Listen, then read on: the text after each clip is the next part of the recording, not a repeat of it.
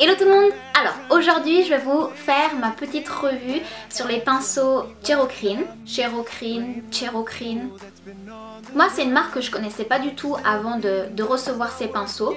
Donc j'en avais vraiment jamais entendu parler. Alors je pensais vraiment pas que vous auriez été aussi nombreuses à connaître cette marque et à vouloir une revue sur ces pinceaux. Alors je suis très contente d'avoir pu tester ces pinceaux et de pouvoir vous en parler vu que apparemment ça vous intéresse. Alors, commençons. Eh bien merci, pardon, merci de m'avoir présenté. Donc voici... Non, je vais le faire moi-même. Merci. Anastasia, 23 ans, vérificatrice de revue make-up bien faite. Voilà, t'es contente? Oui. Alors, déjà... Ah non, c'est moi qui pose les questions. Alors Caroline, pourrais-tu gentiment nous parler de la marque Cherokrin et de tes pinceaux? Alors Cherokrin en fait c'est une marque de pinceaux et également de make-up qui sont en vente sur le site delavente.com. Je crois que c'est le seul site qui vend d'ailleurs ces pinceaux, ces kits pinceaux et ces make-up. Donc il y a des pinceaux naturels, en poils naturels, et il y a aussi des pinceaux synthétiques, donc hypoallergéniques.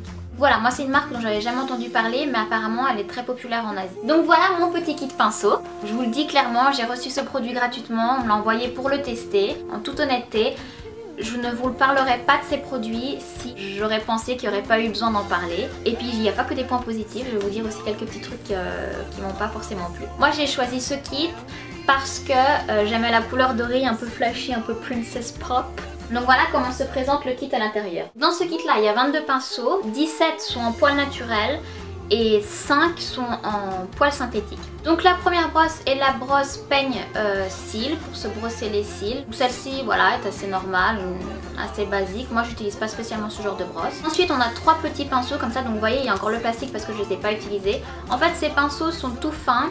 Je pense qu'on peut les utiliser pour l'eyeliner, pour ce genre de trucs.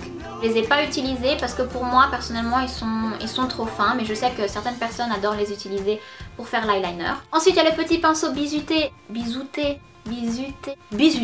pour les sourcils. Alors lui je l'aime beaucoup, c'est avec celui-là que je dessine mes sourcils. Ensuite là il y a encore 2 petits pinceaux pour les yeux que je n'ai pas utilisés. On pourrait très bien avec ceci appliquer l'eyeliner, du fard à paupières. Ceux-ci peuvent être très bien aussi pour appliquer du rouge à lèvres. Ensuite ici on a un autre pinceau pour les yeux que j'ai utilisé.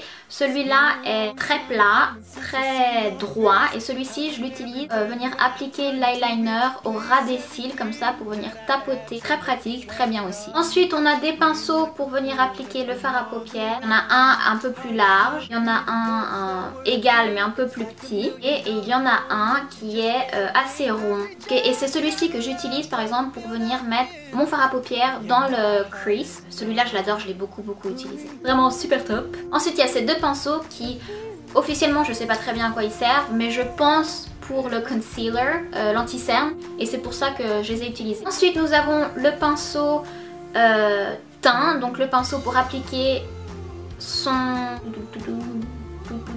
fond de teint, et celui-ci donc est synthétique hein. Donc la différence entre un pinceau poil synthétique et poil naturel, je pense que vous le savez, c'est que le naturel va plus absorber le produit. En plus moi personnellement je trouve que ça cuire les poils naturels avec le liquide, donc c'est pour ça qu'en général on fait tout ce qui est pour le teint en synthétique. Ensuite nous avons ici mes pinceaux chouchoupidoudou. Alors tout d'abord il y a le pinceau blush biseauté. C'est un pinceau blush tout simplement mais qui a un petit angle comme ceci.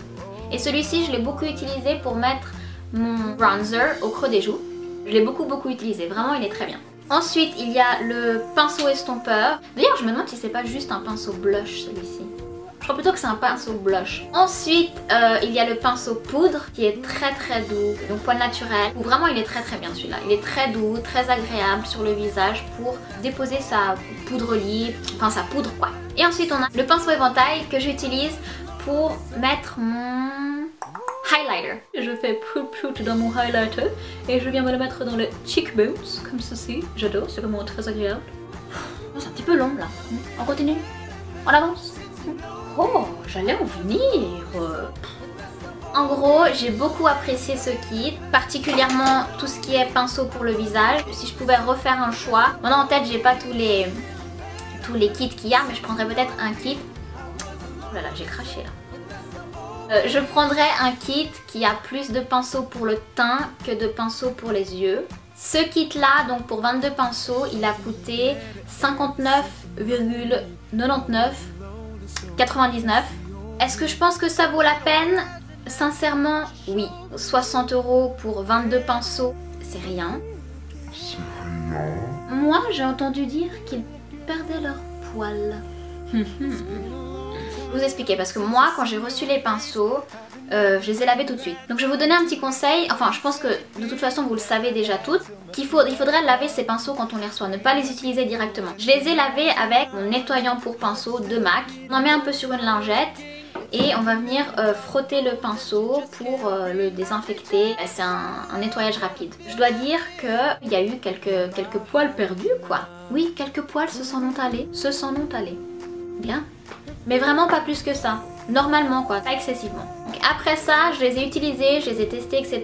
Et je me suis dit quand même, avant de faire la revue, il faudrait que je les lave pour de bon. Quand je fais mon nettoyage profond de mes pinceaux, j'utilise le savon pour bébé avec de l'eau, etc., etc. Vous savez comment ça marche? Aucun poil ne s'est échappé. Par contre, je les ai fait sécher, je les fais tenir comme ceci parce qu'on ne doit pas faire rentrer l'eau dans le pinceau évidemment, l'eau doit descendre. Si l'eau rentre à l'intérieur, c'est ce qui crée aussi la perte de poils. Il s'est passé un truc très bizarre. Les poils beiges qui sont autour du pinceau ont commencé à se friser. Je me suis dit, oh, qui j'ai trouvé le défaut des pinceaux.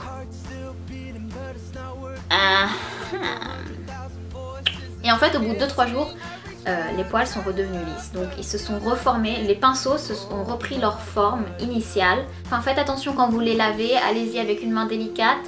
De toute façon, il faut traiter bien ces pinceaux. Donc voilà, moi en gros, je suis très contente de ces pinceaux. Qualité-prix, c'est vraiment très bien. Donc voilà, si vous êtes intéressé, je vous laisserai le lien du site dans la barre d'infos. Ils ont fait un code promo qui s'appelle Caroline DLV tout en majuscule, donc je vous le mettrai quelque part par là. Je vous mettrai en barre d'infos en quoi consiste ce code promo, etc., etc. Donc voilà les filles, j'espère que cette vidéo vous a plu, j'espère que j'ai pu répondre à vos questions. En attendant la prochaine, je vous fais plein de bisous. On n'oublierait pas quelque chose? Quoi? Moi aussi je voulais faire un bisou.